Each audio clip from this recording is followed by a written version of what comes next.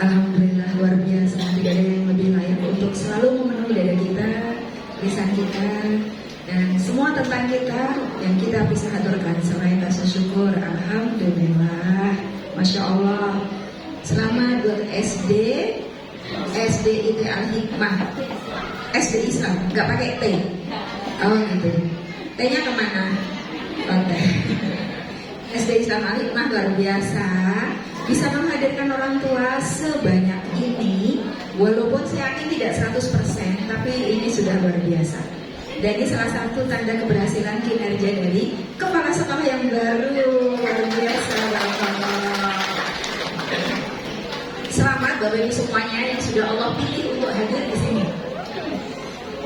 Ini pilihan Allah ya. Dari sekian banyak orang tua wali, Allah memilih Bapak Ibu untuk hadir. Ini pilihan yang luar biasa istimewa. Dengan kehadiran yang menyisihkan sekian banyak kepentingan, pastilah semua orang tua itu kesibukannya luar biasa ya. Bahkan kalau nggak punya kesibukan aja berpikir alasan apa yo. Alhamdulillah Allah pilihkan ini untuk panjenengan bisa rawuh di sini. Halo. Ini kayaknya mantep yang itu ya. Gimana Pak? Coba di dua-duanya aja. Halo. Yang pertama. Iya. Yang pertama. Suara saya jadi bagus. Kehadiran kita mudah-mudahan bisa menjadi ajang silaturahmi, dengannya Allah membuat berkah usia dan rizki kita, termasuk berkah urusan anak-anak kita. Kemudahan-kemudahan yang akan dicapai oleh anak-anak kita itu salah satunya adalah keberkahan yang meluber dari orang tuanya. Dan salah satu langkah sederhana untuk kita menjadi sarana lewat berkahnya buat anak-anak itu ya rajin memenuhi undangan sekolah. Karena membuat sekian banyak sivitas akademik SD Islam menjadi lega. Dan itu Bu, kunci turunnya berkah. Kadang-kadang kita itu terlalu jelimet pakai rumus-rumus yang lain, padahal Allah sudah menyediakan kunci rumus yang sederhana. Datang, duduk, macet, apalagi bisa memberikan sumbang saran, Masya Allah, ini luar biasa. Maka kalau kita mensyukuri ini, kedatangan ini, walaupun tentu banyak hal yang tidak memuaskan sepenuhnya, seluruh sisi harapan kita belum terpenuhi dari SD Islam Al-Hikmah ini, tapi dengan keberkahan Allah, insya Allah Allah akan menggenapkan segala kekurangannya. Yang kepala sekolahnya baru misalkan, yang kurang ini kurang itu, semuanya kita akui dalam perjalanan pendidikan tidak bisa mencapai 100% kepuasan, apalagi nuruti nilai dinas ya. Iya, sekarang tuh penilaian sekolah tuh pakainya asesmen nasional, dan itu pengawasnya tuh dari luar Bapak Ibu. Asesmen nasional itu kayak ujian nasional itu, pengawasnya dari luar, proktoros, serem lah suasananya itu. Sama saya bisa memahami kalau biasanya SD Islam itu di hasil survei karakter sama lingkungan belajar itu biasanya agak rendah, karena memang tolak ukur dan standar yang dipakai dinas masih satu, belum punya standar yang lain. Semoga nanti setelah ini kita bisa usulkan ya dibuat standar yang lain. Jadi kayak saya aja sama anak-anak saya tuh, Mas ini kenapa begini, tadi tuh ketemu soal gini-gini, terus kamu jawabnya gini, pertanyaannya itu tentang bully, apakah di sekolahmu ada bully gitu. Terus kamu jawabnya gimana? Yo iyalah, kok memang ada gitu. Padahal standar bully kita lihat ini menurut orang awam bukan bully, tapi menurut anak kita itu sudah bully. Mas bisa nggak untuk asesmen nanti kita bikin aturan nggak bully itu ukurannya cuma seharian ini gitu. Ya nggak bisa lah, itu namanya bohong gitu. Oke, gak apa-apa nilai kita rendah di dinas, tapi kamu jujur, kamu ngomong. Wah, itu saya bangga-banggakan. Dan nilai ini tadi lebih tinggi dari nilai tempat saya. Tempat saya nilainya cuma 40 berapa gitu. Tapi di satu sisi kita harus belajar, di sisi lain kita tetap harus menjaga tujuan indah pembentukan karakter anak-anak kita, jujur. Saya tanya ke SD yang lain, tempat saya itu SD-nya baru. Saya tanya SD lain, gimana kasih trik untuk jawab survei lingkungan belajar dan karakter. Ternyata mereka bikin kesepakatan, nanti kalau ketemu soal ini, jawabnya ini. Nanti kalau ketemu soal ini, jawab ini. Anak-anak tempat saya dia nggak bisa dah. Itu namanya kita bohong. Ya wes, sip. Alhamdulillah kita tetap harus belajar bagaimana menyelaraskan semuanya, ya. Sehingga karena kita bagaimanapun buah dinas, kita tetap harus bisa menyelaraskan. Pun kalau memang nggak ketemu, ya wes, insya Allah. Gombong sudah diakreditasi sama JSIT belum? Nah itu Pak, kalau ukur yang luar biasa itu akreditasi dari JSIT. Sampai gurune ngajine piye, wong tuane ngajine piye, itu ditanya nanti di akreditasi JSIT. Bulan apa? Wah itu lebih sekian persen di atasnya akreditasi dinas dan asesmen nasional. Sampai hafalannya guru mundak ra. Terus wali ono sing melu hafalan ra. Itu nanti ditanyakan Bapak Ibu. Bismillah, masih ada waktu sekian bulan, 1,5 bulan. Iya, lisensi. Baik, Bapak Ibu yang dirahmati Allah, alhamdulillah saya diberi kesempatan sowan di sini. Ini adalah sejarah masa lalu saya. Tahun 96 ya, 96 saya tinggal di Kebumen bareng-bareng pendidikan Ibnu Abbas di numpang di garasinya Mbah Sari almarhum. TKIT Ibnu Abbas yang pertama tahun 1999.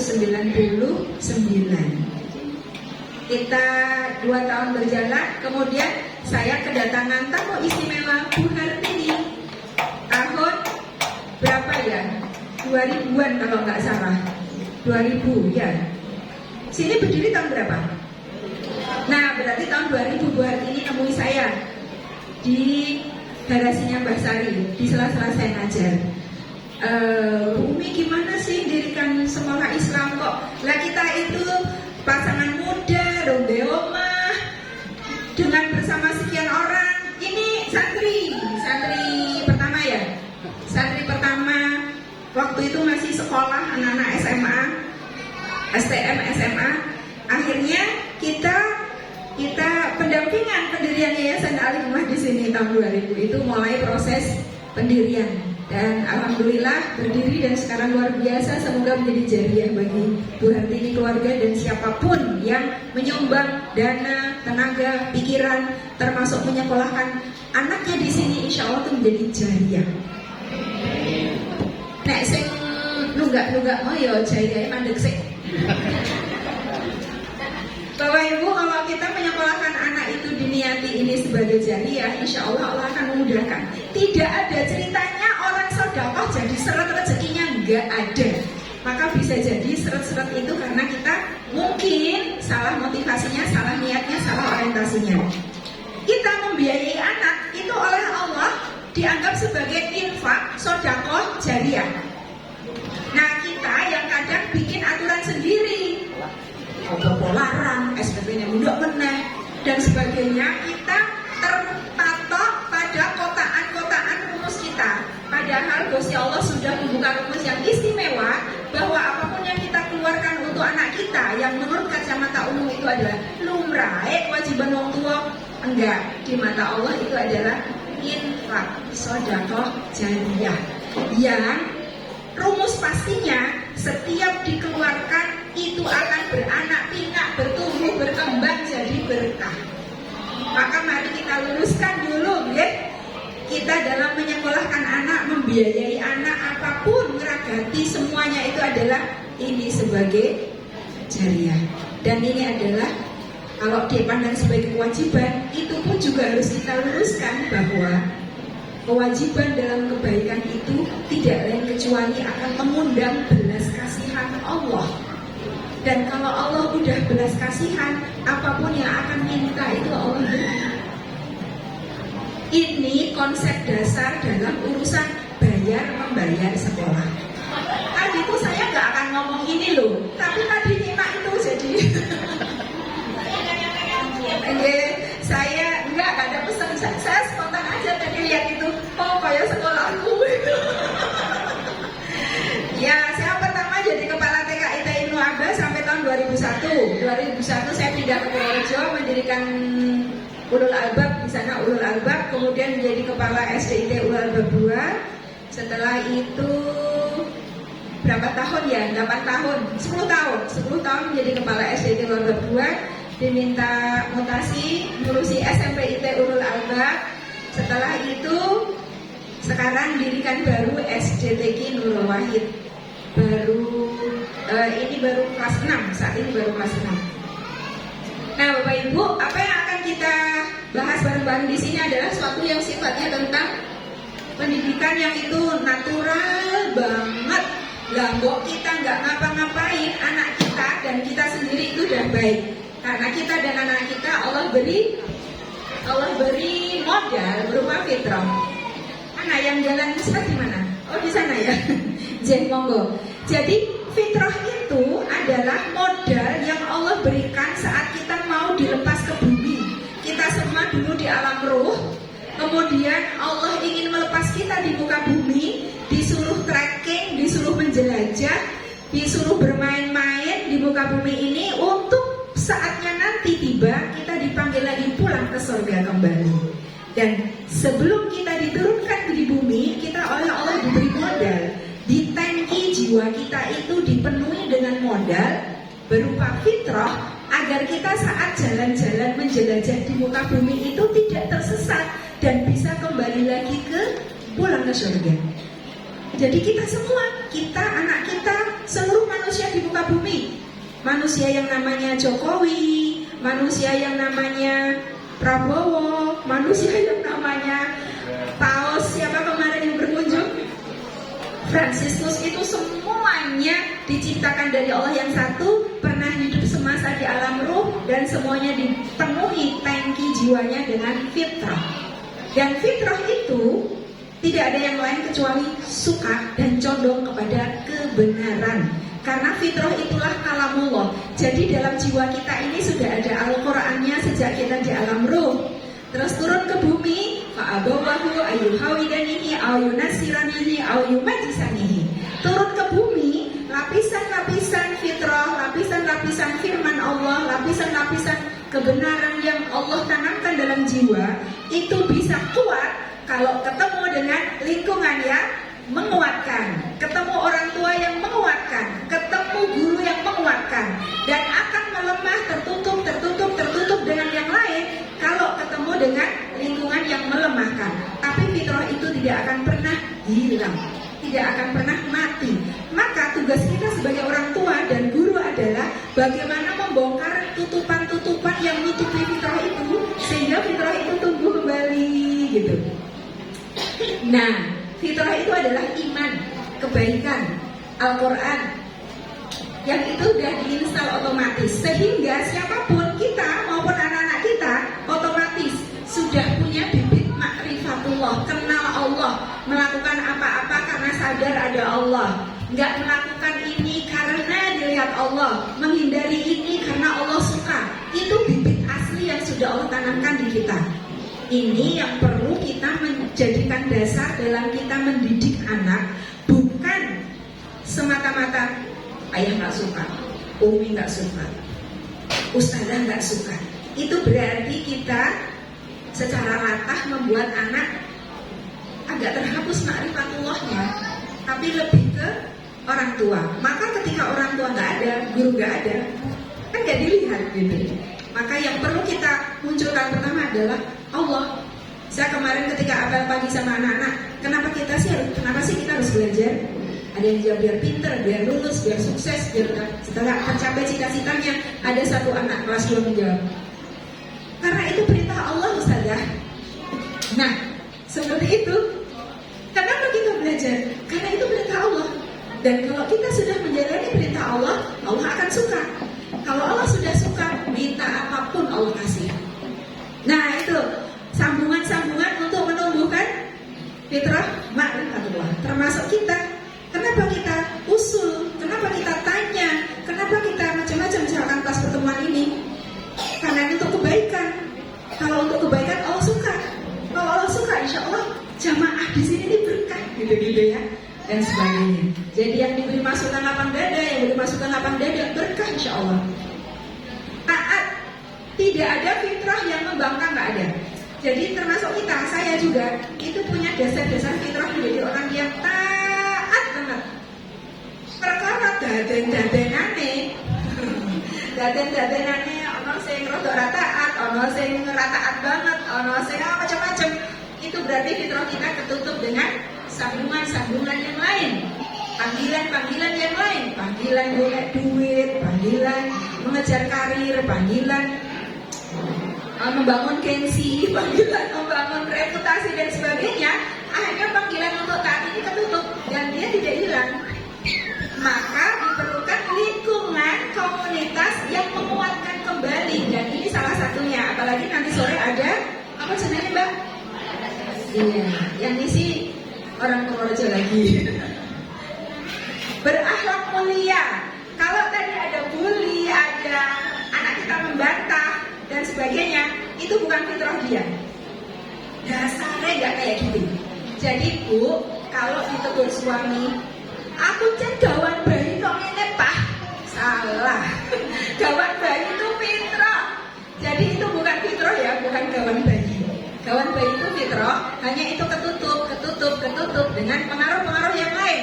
Mungkin misalkan ada seorang ibu yang sukanya keluar sumune, keluar taringnya, keluar cakarnya, itu bukan fitrah. Itu adalah pengaruh lingkungan. Mungkin lihat sinetron yang kayak gitu, mungkin dulu ibunya begitu.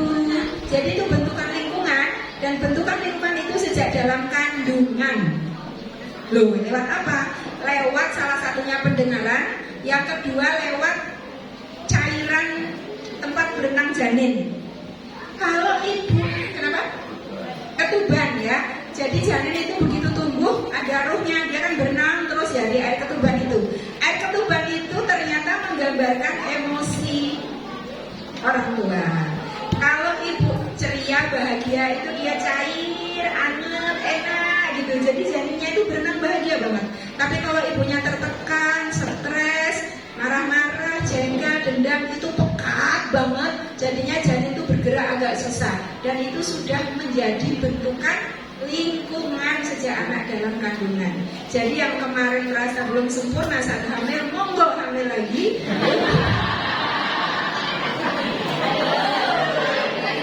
Nanti percobaan ya, percobaan dibuat selama hamil itu yang salihah, itu sudah pengaruh karakter ke anak. Nanti lahir beda lagi gitu ya reaksinya. Kalau tadi ada bully dan sebagainya, sekali lagi itu adalah bentukan lingkungan. Kenapa?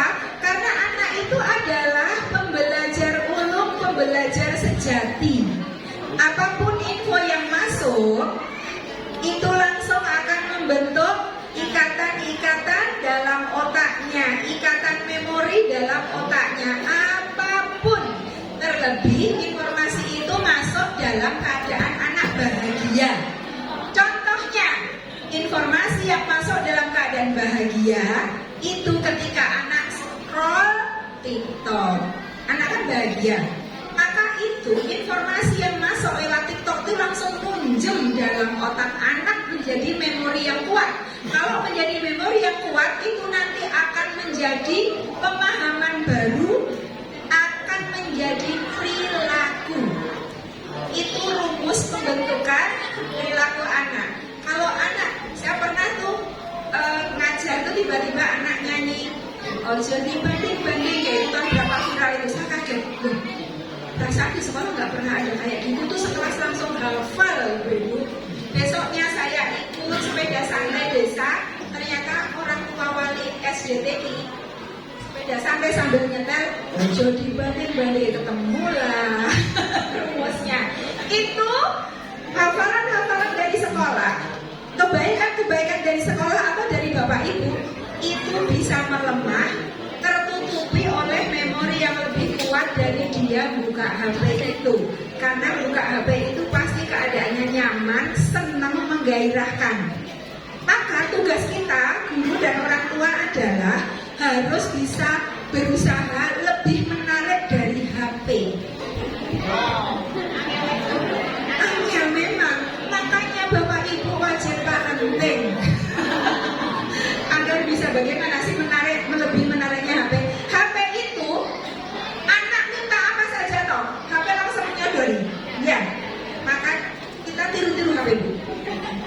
Bagaimana ketika anak minta, kita sodori bukan apa yang dia minta, tapi jiwa dan raga kita itu langsung kita sodorkan ke anak. Agar kemudian kalau kita belum bisa mengalahkan HP, maka ideologi dari sekolah dan dari orang tua harapannya kecil mengakar dalam memori apalagi jiwa anak. Akhirnya apa? Kita dapati, kalau saya survei dari tahun 2001 mendirikan SD Hidayah Ulul Albab, sekarang siswanya sudah jadi 2 SD. Itu ya 1000 lebih lah siswanya itu, satu sekolah 600, satu sekolah 800-an. Udah banyak banget ya. Tapi saya itu alumni yang ada yang tetap masih membawa kebaikan nilai dari sekolah itu hanya berapa persennya. Bukan hilang apa yang kita tanamkan, nggak hilang dan nggak sia-sia, enggak, tapi tertutup, terbanjiri oleh informasi yang lain. Maka pentingnya kita terus mencarikan lingkungan yang mendukung. Anak saya 5, semuanya di pesantren. Yang nomor 1 mohon doanya, sudah Allah panggil 4 tahun yang lalu menjelang wisuda. Meninggalnya itu tertawa lebar Bapak Ibu. Saya mendampingi sekian proses sakaratul maut. Sejak kecil saya biasa diajak ibu mendampingi orang sakaratul maut. Baru ini menyaksikan sakaratul maut yang sangat indah. Tertawa lebar sekali, terus terpejam. Dan apa? Salah satu yang dia lakukan adalah istiqomah bersama Quran. Walau sudah sakit, gak punya tenaga, gak punya apa-apa, sudah tinggal tulang dan kulit, selalu Quran tidak lepas.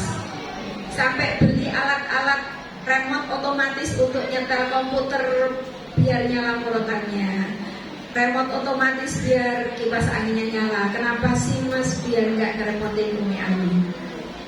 Selalu morata. Saya bangun jam 2, dia udah bangun. Ngapain mas sakit? Enggak, lagi ngapain? Tahajud. Itu sudah nggak bisa apa-apa. Dan itu tentu yang utama adalah rahmat Allah ya. Yang utama rahmat Allah. Kita tidak boleh membanggakan, loh itu kan anak sekolah kayak IT. Enggak boleh bangga. Itu hanya sarana saja. Tapi yang utama adalah rahmat Allah. Maka yang kita lakukan adalah bagaimana kita orang tua memantaskan diri agar kita ini dipakai jalan lewat rahmatnya Allah untuk anak-anak kita. Rahmat Allah itu paten telebuk. Dari langit paten telebuk gitu. Kita ini seperti talang yang kalau rahmat itu jatuh ke talang, bolongan talang kita itu ngalir ke bawah ke anak kita. Kita koreksi, talang kita itu banyak sampahnya enggak, sehingga enggak nyampe ke anak-anak kita. Nah ini kita yang harus bersih, cari komunitas. Dan insya Allah SD Islam Al-Hikmah membentuk komunitasnya ya, parenting club, kajian dan sebagainya. Kemampuan menerima ilmu yang benar, fitrah kita dan anak kita itu adalah ambisi belajar, ambisi ingin tahu, ambisi nambah ilmu. Itu fitrah kita. Walaupun kita udah nggak sekolah, maka fitrah untuk tahu itu nggak akan hilang. Dan itu harus kita jawab tuh, panggilan dari jiwa kita untuk pengen ngerti, kita jawab, kita sodori, kita penuhi menu-menunya. Kalau enggak, nanti fitrah untuk ingin tahu itu lama-lama melemah. Saat ini saya yakin fitrah kita untuk ingin tahu sedang muncul. Jawab. Mau sore ngaji, kapan teh ngajinya? Di samping di rumah banyak juga menu-menu ngaji. Tapi menu ngaji dengan ketemu ini jauh lebih berkah daripada lewat online. Kehadiran kita udah mbak berkah. Satu langkah menggugurkan dosa, satu langkah nambah pahala. Itu gak kita dapat kalau online. Ketemu dengan yang lain senyum, udah ibadah. Jabat tangan, gogroke dosa. Dan keberkahannya jauh lebih melimpah. Sehat, fitrah kita bawaan Allah itu adalah kuat, sehat, termasuk suka asupan yang sehat. Lah tapi kenapa anak sekarang lebih suka makanan sampah ketimbang makanan bergizi? Susahnya dulu anak makan sayur, ya enggak? dan sebagainya. Kenapa? Itu bukan fitrah anak hilang, bukan. Tapi kegagalan kita orang tua untuk menyodorkan makanan sehat yang itu disukai jiwanya dengan cara yang menyenangkan. Mungkin sajiannya yang kurang, mungkin ekspresi kita yang kurang, mungkin penampilan kita yang kurang. Akhirnya kesan di anak itu lebih kuat bahwa makanan yang di toko, makan pabrik itu lebih keren daripada bayam, telur godok, kacang godok gitu ya. Nah, maka kita perlu review kembali, kita perlu korek kembali bagaimana agar fitrah anak yang suka makanan sehat, suka olahraga, suka yang untuk kekuatan jiwa, itu udah panggilan jiwa loh itu Bu. Kita angkat lagi. Perlu nih kita agendakan olahraga bersama, bikin challenge makanan sehat dan sebagainya. Berani, aktif, ingin tahu itu fitrah kita. Kalau anak kemudian takut ngomong, itu bisa jadi kegagalan kita orang tua dan gurunya mengapresiasi saat anak ngomong tapi salah. Kadang ngomong salah, udah dikasih tahu kemarin, akhirnya terputus itu. Besok aku nggak ngomong lagi. Fitrah untuk dekat kepada orang tua bisa jadi kita juga yang memutusnya saat kita sibuk, anak kita pengen dekat, umi ini, lagi capek tahu nggak? Terputus fitrahnya untuk dekat ke orang tua. Nah ini bisa kita sambung lagi, bisa kita munculkan kembali, oke? Nah ini lanjut. Terus, nah ini dari Masya Allah, Allah yarham Ustadz Budi yang memunculkan pendidikan berbasis fitrah. Ini 8 fitrah yang ada pada menguat pada kelompok fitrah yang kuat pada kita dan juga anak-anak kita. Fitrah keimanan asli anak-anak kita dan kita adalah orang beriman. Fitrah belajar, fitrah seksualitas. Nah ini Bapak Ibu yang tadi bias gender. Saya mendukung jangan sampai ada bias gender. Jadi harus tegas, laki-laki harus bagaimana, perempuan harus bagaimana, harus jelas. Termasuk dalam kita mengelola perkataan, pernyataan, ekspresi. Misalkan ada anak kita ketahuan atau murid kita ketahuan tertarik kepada lawan jenis. Sekarang itu lebih dulu datang balik dibanding akil. Kalau dulu akil dulu baru balik. Sekarang kebalik, nasib anak-anak zaman now balik dulu baru akil. Sudah balik nih akalnya udah ngandak. Itu semua karena stimulus lingkungan, tontonan, gizi, emosi dan lain-lain. Itu membentuk hormon-hormon kematangan dini di anak kita. Dan katanya juga kematiannya dini, baliknya dini. Semoga anak-anak kita terjaga ya. Maka tugas kita belajar nih. Sekarang kalau anak itu datang balik kelas 4, berarti dia sudah prabaliknya 7 tahun sebelum balik datang. Kalau kelas 4 berarti TK itu sebenarnya hormonnya sudah bekerja untuk menyambut balik. Maka pendidikan seksualitas perlu kita siapkan sejak dini. Dan kita perlu belajar banget ya. Nek dulu kan kita ngerti tanpa diajari ya, ngerti sendiri gitu. Zaman saya itu ngerti sendiri. Sekarang kita dulu dibiarkan orang tua tapi ngerti. Sekarang anak kita perlu dibimbing agar nggak keliru. Sementara kita nggak ngerti dulu gimana gitu ya. Gagap kadang-kadang kita kelas 2 surat-suratan gitu. Sudah mulai tertarik, itu nggak masalah ya Bapak Ibu. Selama dia tertarik sama lawan jenis, itu berarti anak kita sehat. Yang bahaya itu kalau tertarik dengan sejenis. Itu juga bisa jadi produk lingkungan, kekagetan kita. Misalkan melihat anak pacaran, ih kamu pacaran sama dia, kamu tertarik sama dia ya? Jangan, kamu tuh laki-laki, harus sukanya mainnya sama laki-laki. Itu kalau terus-menerus itu ditemukan anak pesantren jadi gay gara-gara salah ucap dari orang tuanya, masuk ke memori bawah sadar anaknya bahwa aku hanya boleh main sama laki-laki, aku hanya boleh suka sama laki-laki, aku nggak boleh sama perempuan. Itu akhirnya SMA padahal di pesantren. Itu udah jadi ideologi tuh karena salah ucap, salah ekspresi. Ya kalau saya kayak anak-anak SD, saya ngajar juga di kelas. Siapa di antara kalian yang sudah tertarik sama lawan jenis? Pada malu kan? Kalah, Ustazah dulu SD udah tertarik sama lawan jenis. Hah? Iya bener? Iya. Normal. Ayo siapa? Akhirnya ada malu-malu, ngaku gitu. Dulu Ustazah SD kelas 6 sudah mulai tertarik sama lawan jenis.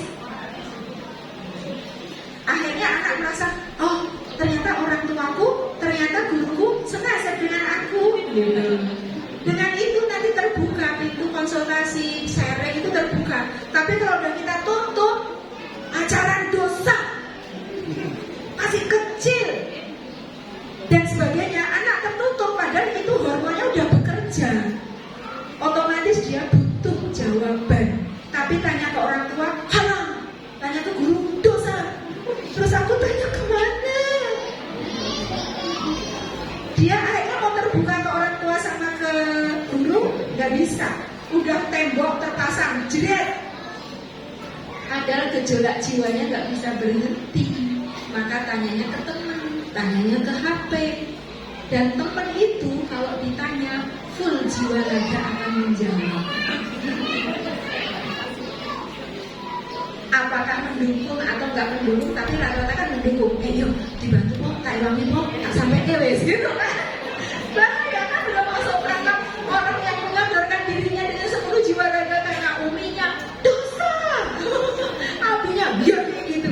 Nah Bapak Ibu, monggo kita banyak belajar trik-trik komunikasi untuk membimbing anak tentang seksualitas. Itu di YouTube udah banyak. Bismillah ya. Ini hal yang rawan banget. Fitrah tumbuh kembang kita udah tahu ya. Fitrah estetika dan bahasa kita semua tahu anak kecil yang bahasanya sempurna itu siapa Bu? Yang di YouTube masih kecil? Lala. Itu salah satu contoh keberhasilan orang tua dalam apakah Lala tidak menemukan bahasa-bahasa pasaran? Menemukan pasti karena dia sekolah juga. Tapi tanaman kebahasaan yang bagus dari orang tuanya, sambungan di otaknya lebih kuat daripada pengaruh bahasa-bahasa di luar. Nah ini yang perlu kita kuatkan. Fitrah ini penguatan dasarnya dari kandungan sampai 7 tahun. Itu penguatan dasarnya. Maka kalau saya juga meneliti dengan psikolog di tempat saya, kenapa produk pesantren tidak selamanya menjadi manusia yang baik-baik saja.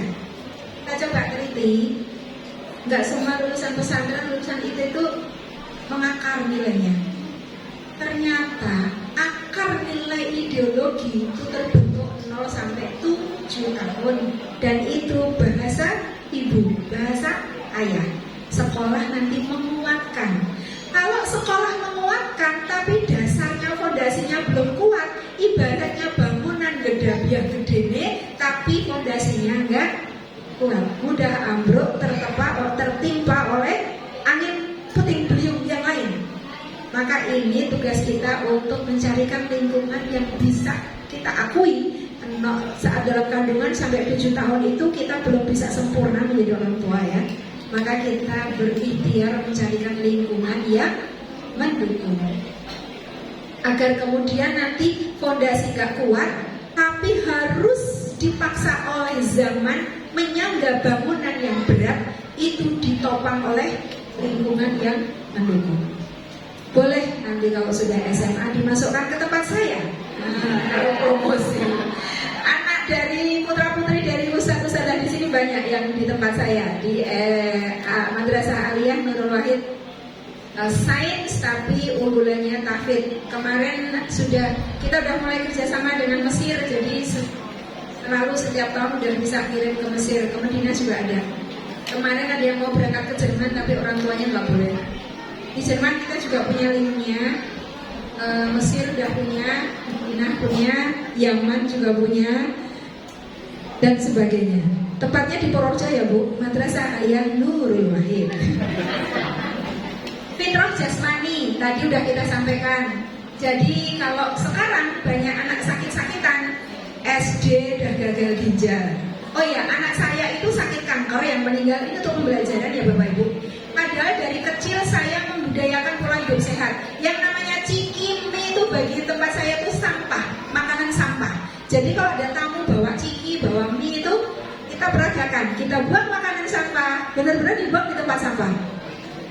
Tapi ternyata anak saya ambil kuliah IT karena lumayan pinter, diambil oleh dosennya jadi asisten dosen yang salah satu tugasnya melayani praktikum mahasiswa di lab IT. Kita tahu di lab IT itu naik kerja sampai jam berapa? Kenal jam. Dan itu ternyata membuat hormon dalam tubuhnya rusak. Karena saatnya tubuh meminta tidur justru dipakai untuk bekerja. Dan itu terjadi dari semester tahun kedua sampai tahun akhir. Udah, hormonnya udah rusak. Saya konsultasi ke macam-macam dokter ahli dari Bandung, di Jogja.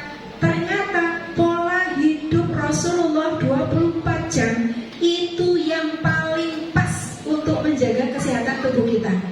Ngelembur maksimal jam 10 yang rutin, kecuali 1-2 hari karena mau akreditasi gitu ya, karena mau laporan itu kan gak rutin. Tapi yang rutin maksimal tidur jam 10, bangun lebih dini, lebih bagus untuk kesehatan hormon. Ini saya ceritakan kemana-mana termasuk ke adik-adiknya. Kalian bangga kan sama Mamas? Mamas tuh luar biasa.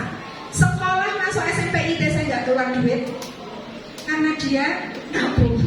Nah, dikai sangu dimasukkan tempolong tuh, pas lulusanku dibongkar tuh, Masya Allah Bu, cukup untuk daftar SMP IT. Pas daftar SMA IT, saya juga gak keluar uang banyak karena dia di SMP IT, healingnya dia itu adalah mencucikan baju temannya, dan itu dapat duit. Akhirnya dia membuka laundry. Mas mau ujian laundry aja, orang aku aja di sekolah jadi tukang laundry.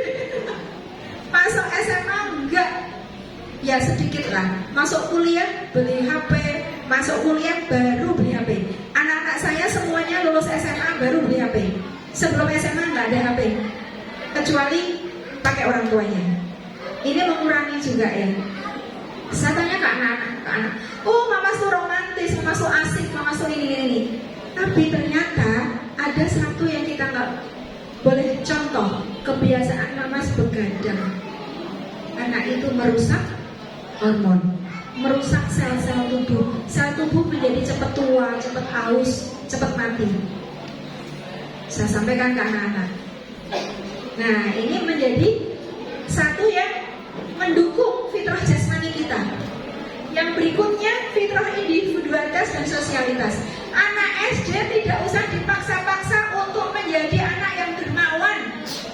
Karena anak SD itu saatnya membangun individualitas, ini punyaku gitu. Nanti kalau dari kecil udah dipaksa dermawan, nanti sampai gede dia pun sama idealisme dan ideologinya tidak bisa menggenggam kuat. Kalau dilatih boleh, tapi kalau dipaksa nggak usah. Ini kan harus berbagi. Dosa loh kalau nggak berbagi, apalagi dosa. Allah nggak suka loh, kita pinjam nama Allah lagi, memakai nama Allah karena kita udah nggak ketemu kalimat yang pas. Kalau anak belum bisa berbagi, nggak apa-apa, kita maklumi. Oke deh, kalau gitu Umi aja yang berbagi. Itu sudah pembelajaran. Tapi anak jangan dipaksa, pelan-pelan aja. Nanti setelah usia SD itu sosialnya tuh muncul, fitrah sosialnya akan muncul. Fitrah bakat, nah ya Bapak Ibu, anak itu Allah beri bakat semuanya, nggak ada anak tanpa bakat. Walaupun bakat anak itu tidak semuanya muncul saat SD. Jadi ketika anak kita di SD kayaknya nggak punya bakat sama sekali, sekolah larang, sebenarnya bro. Kalau belum muncul di SD, padahal udah ada program, udah dimotivasi, tidak usah kita nelongso. Anak saya yang nomor 4 itu anak yang dituduh oleh gurunya sebagai anak yang tidak punya bakat sama sekali. Akademik selalu ranking terakhir. Sampai ini anak Bu Umi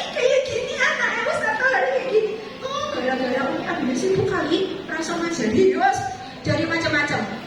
Saya dekap anak saya, yang penting aku dan kamu bahagia. Biarin orang lain pusing, yang penting aku dan kamu bahagia. Kalau terima rapot, Umi, nanti kalau aku ranking 21 hadiahnya apa? Saya nahan geli.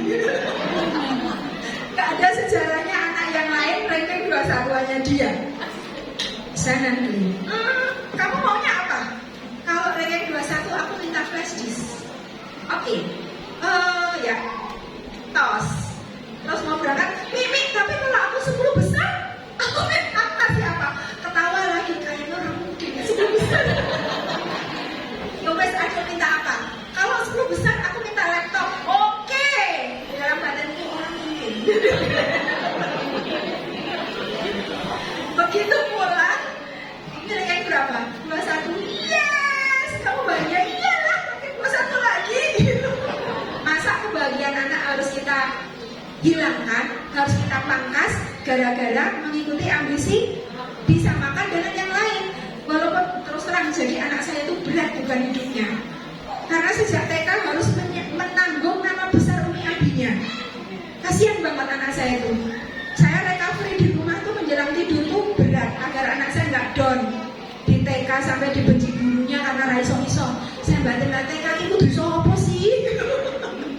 Saya sampai ke gurunya, Ustazah, ini hadiah buat anak saya. Sebulan, setiap hari tolong kasih ke anak saya ya. Jangan bilang kalau dari saya. Biar apa? Biar anak saya jadi suka sama Ustazah. Karena Ustazah ngomong terus karena anakku iso-iso gitu.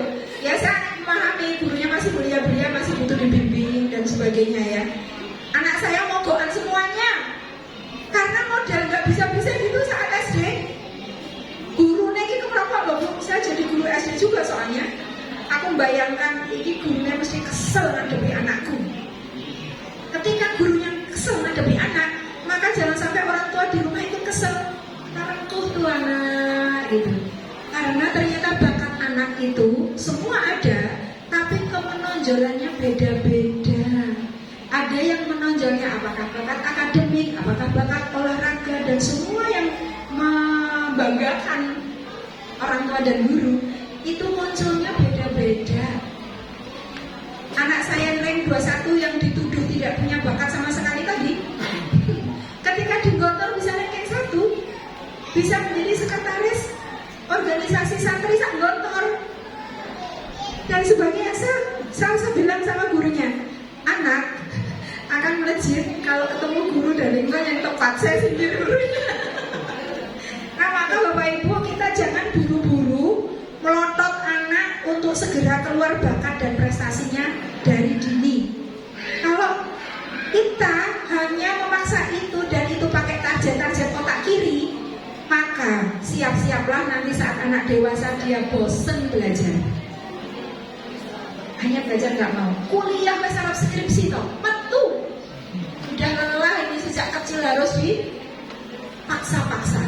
Makanya nek saya SDTK yang saya dirikan ini smooth, tidak banyak membebani anak di akademik, walaupun akademik tetap kita pikirkan. Dan itu menjadi pemikiran orang tua, oh nek anaknya bodoh masuk aja nek ada buku begitu. Astagfirullah, bukan begitu loh Pak Ibu. Maksudnya bagaimana agar SD itu jangan sampai anak dibebani akademik dan tuntutan-tuntutan kejuaraan. Kalau bisa, alhamdulillah. Kalau bisa, tapi tidak usah dengan paksaan di drill gitu. Itu nanti otak anak lelah. Saatnya dia menonjol nanti dia udah capek. Terutama laki-laki ya. Laki-laki itu otak kirinya tumbuh maksimal itu di usia 18 tahun ke atas. Jadi juara SD biasanya perempuan ya? Dari dulu. Tapi ketua senat nggak ada yang perempuan. Karena saat itu laki-laki udah tumbuh seimbang, perempuan udah ke fitrahnya. Fitrahnya bukan menjadi pemimpin itu kan ya perempuan. Jadi tenang Bapak Ibu, anak panggilan laki-laki nggak juara kelas, tenang, nggak usah kemudian kecil hati. Oke, lanjut. Nah, bagaimana caranya? Kunci yang pertama, Kita tidak akan bisa memperbaiki dan membenahi anak kalau kita sendiri belum berbenah. Maka tadi fitrah kita punya fitrah belajar, kita punya fitrah ingin tahu, kasih makan ke fitrahnya dengan pancingan-pancingan kognisi, pancingan-pancingan pengetahuan, pemahaman baru. Hal yang ini kita temukan juga, saya mengelola pesantren itu kan ada. Kalau yang pesantren itu usia SLTA ke atas, mahasiswa juga. Ini udah ada 3 pesantren mahasiswa di Purworejo. Pondok Tahfidz ada 2, Aliyah ada 1. Kita coba ngamati Bapak Ibu bahwa kenapa anak masuk MA, masuk Aliyah, usia Aliyah itu susah dideketi. Bahkan oleh saya membahasakan ke santri itu, ini Umi, kalau kamu sakit boleh bilang ke Umi, minta wedang jahe, Umi buatin, minta apa, Umi buatin, pengen bubur, Umi buatin, ini Umi penggantimu, pengganti Umimu di rumah. Saya bahasakan begitu. Tapi untuk membuka komunikasi, membuka kedekatan itu susahnya minta ampun. Bahkan saya sering menyengaja, apalagi kalau anak yang membangkang dalam tanda petik ya, anak-anak agak liar gitu, untuk bisa ngomong itu susah banget. Sering saya menyengaja bikin bakso, bikin seblak, bikin apa untuk membuka obrolan. Kenapa Bapak Ibu? Ini karena ini saya juga konsultasi, belajar juga sama psikolog. Banyak sekali orang tua yang sibuk dan tidak mengupgrade pengetahuannya, sementara anak itu wawasannya loncat dan luas sekali. Akhirnya problem anak yang gedabian itu mau sharing ke orang tua kaget karena orang tua stuck di sini pengetahuannya, orang tua anaknya gedabian. Akhirnya tidak seimbang, ada kesenjangan antara anak dan orang tua, dan ini yang menjadikan anak tertutup kepada orang dewasa. Sampai akhirnya ke gurunya juga tertutup. Kita membuka konseling, membuka sharing itu susah banget. Dan saya tanya ke psikolog, itu karena ada kesenjangan antara wawasan dan pengetahuan orang tua dengan pengalaman anak yang dapat loncat-loncat dari manapun. Maka pentingnya kita memperbaiki diri, berbenah, termasuk dalam hal wawasan. Rasa syukur, anak itu pilihan Allah, kita nggak bisa ngarani ya. Ya, aku jadi pengen anak sing koyo kae, gitu kan nggak bisa. Begitupun anak kita kalau ditawani milih monggo nek koyo dhewe mungkin enggak banget. Aku pengen jadi umiku sing koyo kae gitu kan. Tapi itu kan udah anugerah Allah. Kita syukuri. Insya Allah kalau kita syukuri, Allah akan memberikan nikmat-nikmat yang berlebih itu. Kemudian cinta, Bapak Ibu, kalau kita rasanya nelongso banget melihat anak kita rasanya kok megap-megap itu hanya tanda kita sedang kurang sinyal cintanya dari Allah. Maka kalau perkara kita nggak punya duit, kita ada problem apa macam-macam, bisnis terpuruk dan sebagainya, kan biasa ya, itu dipergilirkan gitu loh. Itu udah Allah yang mempergilirkan. Tapi pastikan cinta kita ke Allah nggak terpuruk, cinta Allah kita nggak terpuruk, sehingga kita senantiasa bisa vibrasi cinta di dada kita itu nyetrum ke anak kita, bahkan nembus batas, nembus waktu, nembus tembok, nembus ruang. Walau anak sudah di mana gitu, vibrasi cintanya masih nyetrum. Maka menjadi kebutuhan asasi bagi kita untuk selalu meminta sumber cinta dari sang pemilik cinta, Allah. Jadi nek wong tuwa ini dari Syekh Al-Jauzi. Kalau beliau ingat anak, tilawahnya ditambah. Sadaqallah, ingat anak saya belajar, tilawah lagi. Sadaqallah, ingat anak saya belajar, tambah lagi. Begitu qiyamul lailnya. Arak salam, wes rampung karo pinter, ingat anak saya kae berangkat ke haji. Gitu. Nah, kita mungkin belum bisa sesempurna itu, tapi ya kita tiru-tiru lah orang-orang salafus soleh dalam mendidik anak-anaknya, menggantungkan cintanya kepada sang sumber cinta lewat ritual-ritual kita orang tuanya. Kan ya melas ya wes sangune sithik, fasilitas di rumah sithik, terbatas semua ya. Kemampuan kita terbatas, maka jangan sampai hubungan kita ke Allah terbatas juga. Teladan dan nasihat. Teladan dan nasihat itu tadi Bu, menguatkan sinyal-sinyal sambungan-sambungan fitrah dalam otak dan dalam jiwanya jadi terkuatkan.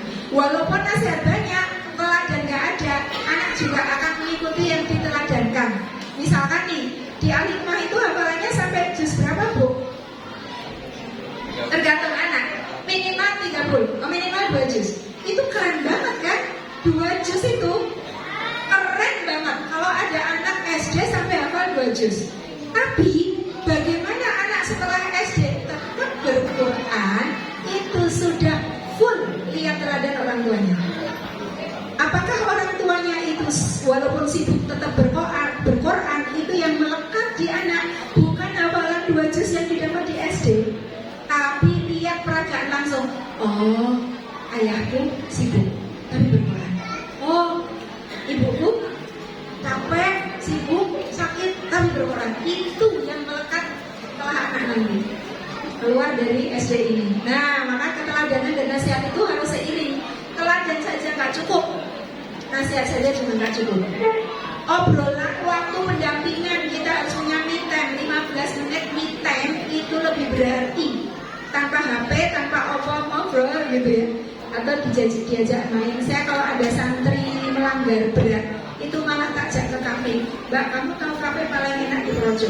Apa? Umi mau ngajak kamu ke sana. Di situ dengan itu loh, nanti baru obrolan itu keluar, nasihat bisa masuk.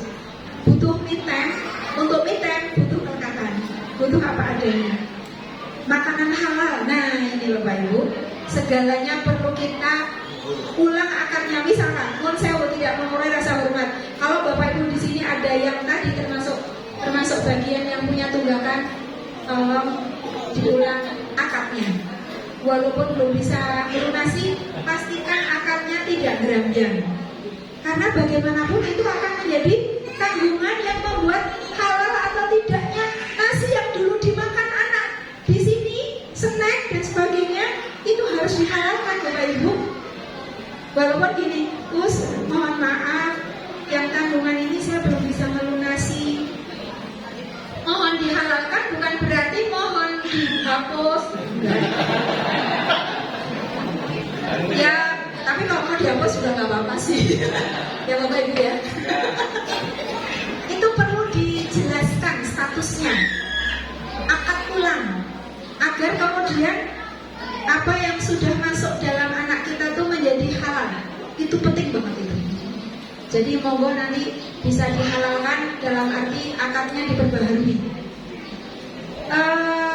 Ternyata makanan halal, apakah zatnya, apakah sumbernya, apakah cara mendapatkannya, itu mempengaruhi tumbuh kembangnya fitrah anak. Termasuk pinter enggaknya anak itu nyambung banget di sini. Memilih teman, bacaan, ide-ide menentang. Nah ini, kalau dulu zaman saya kecil, mainan yang paling membahagiakan itu pasaran, dakon, gitu ya. Kalau laki-laki, layangan, dan sebagainya. Pun begitu, seasik-asiknya mainan, dipanggil ibu, mainan bubar. Kenapa? Karena mainan punya kekuatan dalam jiwa anak 10, sementara panggilan power orang tua 20. Jadi asik kayak apapun mainan, tinggal begitu ada panggilan. Sekarang Bapak Ibu, gadget itu powernya 500. Ini ahli yang mengatakan. Maka ketika anak kita panggil nggak menyaut karena dia di depan HP, berarti power kita di bawahnya 500. PR kita menaikkan power kita sehingga walaupun dia asik ber-HP masih bukan karena kita apa gitu, enggak, itu power, memang ada ilmunya itu. Bagaimana cara menaikkan power kita? Kita perlu belajar ide-ide menantang. Masing-masing kita tentu punya kelebihan dan kekurangan. Kita bisa menaikkan power kita dengan senyuman, dengan pujian. Ya kita bisanya apalah. Kalau saya sama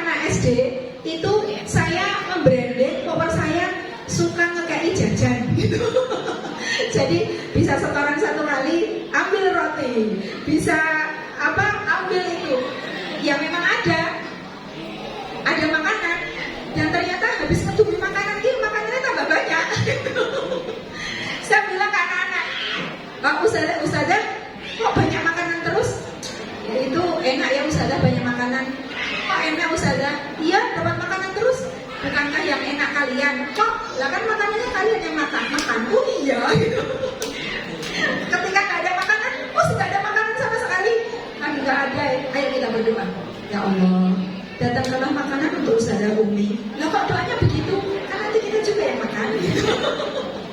Nah monggo kita cari apa tuh power kita tuh apa? Yang kemudian di mata anak itu bisa melebihi 500. Karena HP itu powernya 500. Bandingkan dengan mainan zaman kecil dulu, powernya cuma 10. Sekarang 500. Apalagi game online itu 1000 powernya. Sebelum anak kita terjebak dan terikat, tersetrum dengan magnet power 500 dan 1000, kita bikin power-power di diri kita. Apakah dengan tunggang-tunggangan, apakah dengan apa, semoga lah masing-masing kita punya kondisi yang berbeda-beda. Nah, Allah tidak memanggil yang mampu, tapi Allah akan memampukan yang terpanggil. Kita ya insya Allah kemampuannya rata-rata ya, nggak ada yang wow begitu ya, nggak ada yang duitnya nggak berseri kan, semua ada serinya kan, walaupun kadang serinya berhenti. Tapi ya kita rata-rata lah ya. Maka kita perlu ini rumusnya. Allah tidak menunggu kita mampu kok, tapi Allah menunggu kita merasa terpanggil, insya Allah. Sehingga nanti anak kita itu lanjut, anak kita bukan hanya tumbuh fisiknya, tapi juga fitrahnya tumbuh. Kalau fitrahnya udah tumbuh tuh aman, Bapak Ibu. Kita lepas anak dimanapun aman, karena udah kokoh dasar fitrahnya, fondasi fitrahnya udah kokoh. Jadi nanti kalau ketemu puting beliung itu dia kokoh aja gitu. Seperti misalkan di Gontor itu ada studi khusus tentang liberal. Mau mengkaji liberal kayak apapun ya tidak menjadi liberal, karena fondasinya udah kokoh. Nah ini yang kita harapkan dari anak-anak kita, fisiknya, pola pikirnya, kebaikannya, itu semuanya sudah ada dalam jiwa anak-anak kita. Dan ketika kita mendidik anak, mendampingi tumbuh fitrahnya, otomatis kita juga menumbuhkan kembali fitrah kita.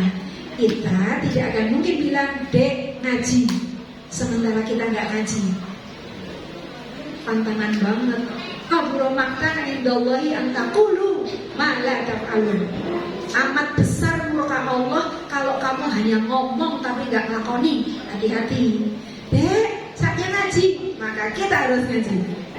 Dek, udah adzan, maka kita juga harus menyambut adzan. Dan sebagainya. Bismillah. Kita tidak mereka-reka, tapi dengannya kita merekayasa agar rahmat Allah semakin banyak turun membersamai kita. Allah bisawab, mohon maaf. Dan terakhir, jangan sepelekan the power of doa. Terus doakan anak. Jangan merasa selak keburu apa terus kita membatasi doa kita. Dan doa juga tidak terbatas setelah sholat, sepanjang waktu. Saya anak yang barat almarhum itu pernah pada masanya sulit saya ajak bicara, sulit saya ajak ngobrol. Saya pakai jurus macam-macam, kok susah ya anak ini, kok agak aneh. Akhirnya saya pakai the power of doa.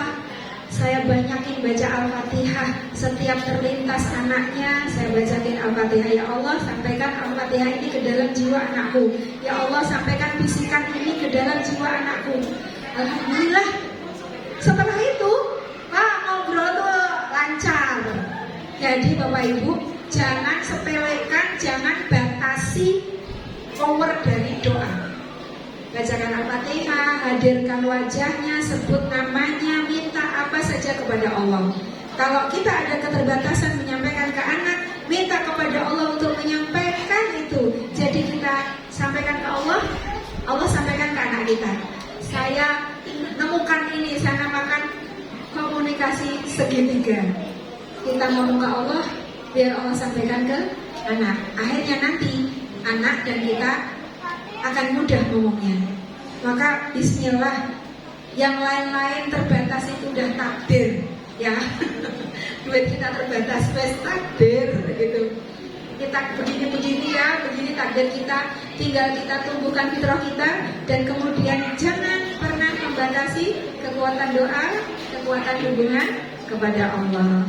Semoga dengannya Allah merahmati dan memudahkan urusan kita dalam mendidik anak, yang nanti insya Allah akan bersama-sama nolong kita di surga. Semoga dimudahkan, habis ini dimudahkan untuk bayar termasuk itu fitrah juga sebenarnya. Bayar kewajiban itu fitrah sebenarnya. Nah, hanya fitrah itu tertutup oleh panggilan bayar-bayar yang lain. Saya bukan orang kaya, tapi pastikan kalau punya uang yang pertama adalah bayar dulu. Bayar SPP dulu. Itu udah poin yang pertama, sehingga tidak pernah anak saya itu nunggak tuh nggak pernah, walaupun saya nggak kaya. Ya saya cuma kepala SD itu bagus ya. Suami saya pimpinan pesantren yang masih kecil gitu. Dia kayak bis-bis, nggak punya warisan ya dapat kayak gitu. Tapi saya yakin bahwa kewajiban ini untuk menjalankan perintah Allah agar Allah suka. Kalau kita prioritaskan, ya otomatis Allah suka. Nanti yang lain Allah cukupkan gitu. Saya pernah bilang sama anak saya, Mbak, tahu nggak? Setiap kenaikan kelas kita orang tua selalu urunan. Untuk apa nih? Untuk melunasi teman sekelasmu yang nunggak. Itu the power persaudaraan kami. Jadi kita setiap mau ujian itu tanya ke sekolah, sekelas anakku yang nunggak siapa aja gitu. Nanti kita dapat info, si A kurang sekian juta, si A kurang sekian juta, si A kurang sekian juta, total 16 juta sekelas gitu. Kita saweran Bu, kita saweran karena di pondok anak saya kalau nggak lunas nggak boleh ujian, nggak boleh pulang. Bener-bener kita saweran seikhlasnya, ngumpul, storyin, semua terbebas. Terus anak saya bilang, nih tahu nggak? Itu anak-anak yang suka nunggak dan disaweri itu, tahu nggak? Barang-barangnya branded. Kalau jajan, Mbak aja nggak pernah jajan, karena memang bukan anak orang kaya. Mbak, jangan gitu. Siapa tahu itu branded dari omnya. Siapa tahu itu uang jajan dari siapa gitu. Walaupun itu kenyataan ya. Kadang-kadang orang tidak membayar bukan karena nggak punya, tapi karena prioritas itu. Saya jadi, Mbak, tapi bersyukur walaupun kamu barangnya nggak branded, tapi kamu tidak merepotkan orang gitu. Walaupun kamu nggak punya uang jajan banyak, tapi kamu tidak pernah merepotkan orang. Dan insya Allah itu rahmat untukmu. Nah, ini yang perlu kita pahami bareng-bareng, ini urusan prinsip tentang pendidikan anak agar lembaga menghalalkan, guru ridho, akhirnya Allah ridho. Insya Allah, semoga urusan Bapak Ibu semua dimudahkan. Mohon doanya juga. Saya akhiri, sudah ada tentu banyak hilaf, banyak yang kurang berkenan.